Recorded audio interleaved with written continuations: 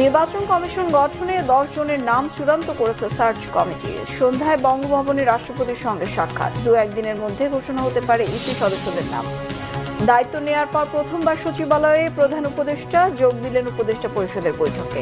অনুমোদন হতে পারে ট্রাইব্যুনাল অধ্যাদেশের সংশোধনী প্রস্তাব।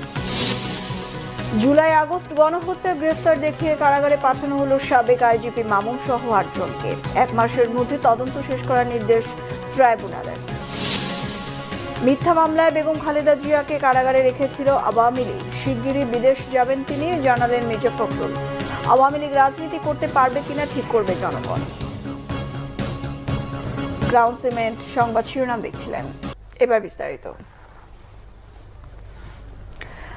আজ সন্ধ্যায় রাষ্ট্রপতি মোহাম্মদ শাহাবুদ্দিনের সঙ্গে সৌজন্য সাক্ষাৎ করবেন নির্বাচন কমিশন ইসি গঠনের জন্য নবনিযুক্ত 6 সদস্যের অনুসন্ধান কমিটি। রাষ্ট্রপতি প্রেস